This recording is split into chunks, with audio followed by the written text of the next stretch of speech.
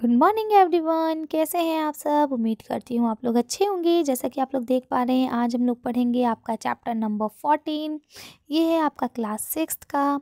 ठीक है, ये आपकी जान पहचान का है, जिसमें हम पढ़ेंगे आज फ़े और काफ के बारे में। ठीक है, तो ये कैसे लिखा जाता है, क्या क्या लफ्ज़ हो सकते हैं इसको। तो चलिए शुरू करते हैं।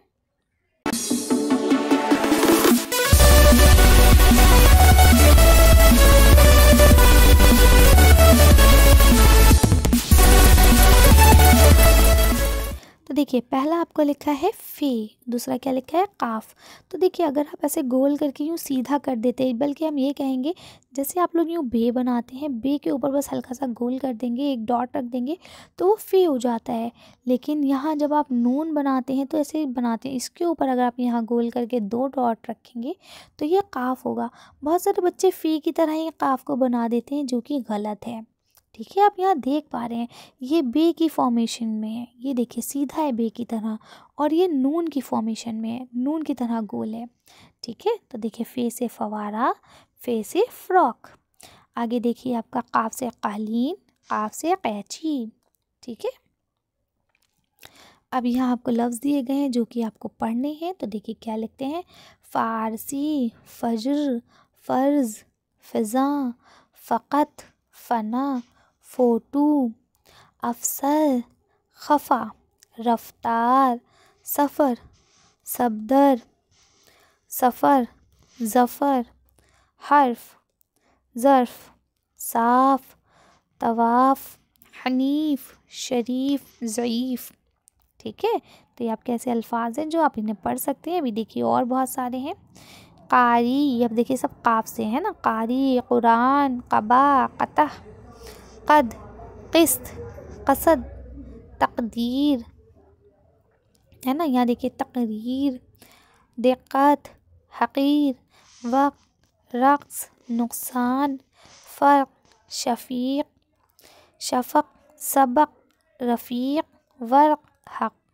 ठीक है, तो ये आपके अल्फाज हैं। उम्मीद करती हूँ आपको अच्छे से समझ में आए होंगे। इन्हें मेरे साथ चाहे आप रिपीट कर सकते हैं, चाहे इन्हें डाउनलोड करके रख लीजिए। और इसे ना पता है एक तरीका और भी होता है, अभी फ़िलहाल के लिए आप इसे ऐसे कर सकते हैं। जैसे वर्क, आपको वर्क नहीं याद रह रहा है तो आप इस पर ज़ेर ज़बर लगा लीजिए। ठीक है, और अगर मान लीजिए तब भी नहीं याद हो रहा है तो आप वर्क को थोड़ा सा हिंदी या इंग्लिश में लिख लीजिए, लेकिन इसको आदत मत बनाइएगा। ठीक है, ये सिर्फ इसलिए बता रही हूँ मैं आपको ताकि आप एक बार पढ़ना सीख जाएं। ठीक है, उसके बाद फिर आप पढ़ने लगेंगे। लेकिन अगर आप इसे कोई बात बोली जा रही है उर्दू में और आप उसे इंग्लिश हिंदी में लिखना अपनी आदत बना लेंगे तो आपकी उर्दू कभी सही नहीं होगी। ठीक है, इसे हिंट के तौर पर आप लिख सकते हैं हिंदी में या इंग्लिश में।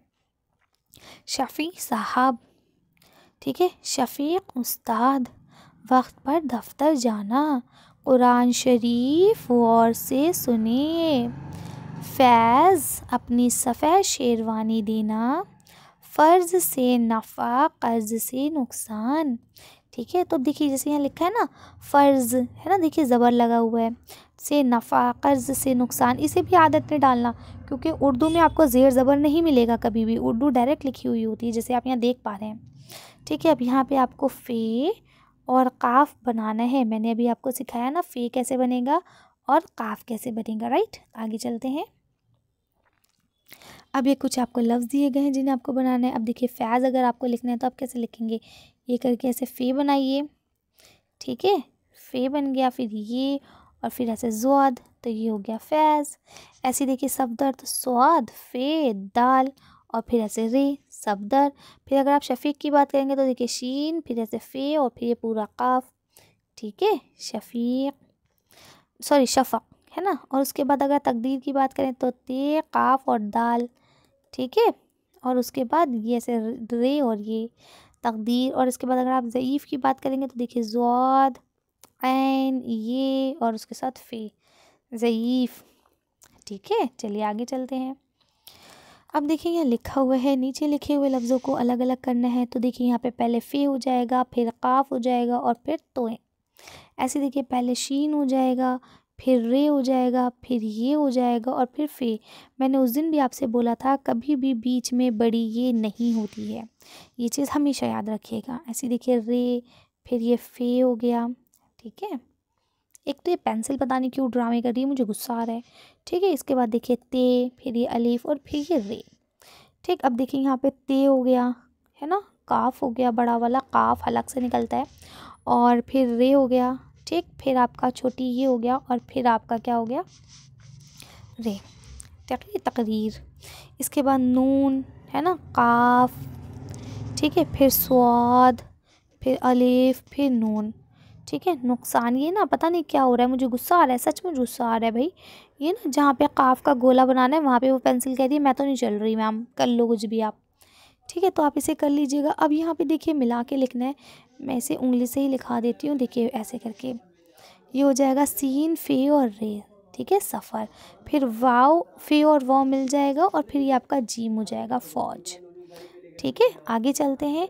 ऐसे देखिए दाल, ये मैंने आपसे उस दिन भी कहा था, आप लोग देख लीजिएगा वीडियो में कि कौन से लफ्ज़ अपने बाद जोड़ते हैं और कौन से लफ्ज़ अपने बाद नहीं जोड़ते हैं, है ना। तो फिर इस चीज़ को आप लोग देख लीजिएगा। ठीक है, तो देखिए जैसे अब ये शीन, फिर ये फ़े, फिर ये और फिर ये काफ। ठीक है, अब जैसे अलीफ, अलीफ अपने बाद नहीं जोड़ता तो काफ अलग रहेगा, काफ लेकिन अपने बाद जोड़ लेता है। ठीक है, लेकिन अब रे अपने बाद नहीं जोड़ता तो फिर अलग हो जाएगा, फिर अलीफ नहीं जोड़ता तो फिर दोबारा रे अलग हो जाएगा। ठीक है, ये शर्त होती है कि कौन से लफ्ज़ अपने पहले जोड़ते हैं, कौन से लफ्ज़ अपने बाद जोड़ते हैं, कौन से ऐसे होते हैं जो सिर्फ एक ही तरफ जोड़ते हैं, कौन से ऐसे होते हैं जो दोनों तरफ जोड़ लेते हैं।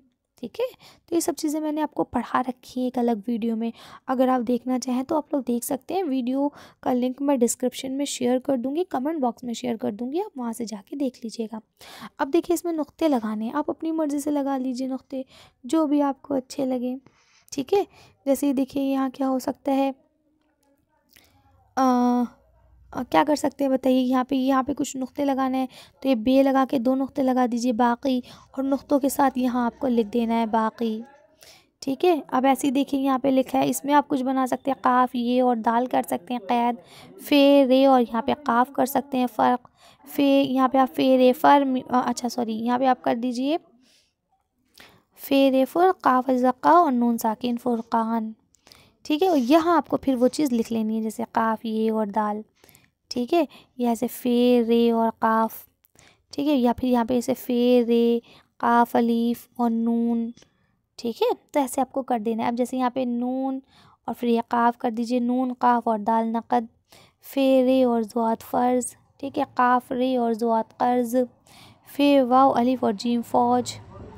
ठीक है, तो जो आपको लगे बस वर्ड बनना चाहिए तो आप लोग इसे करके यहाँ सामने लिख सकते हैं।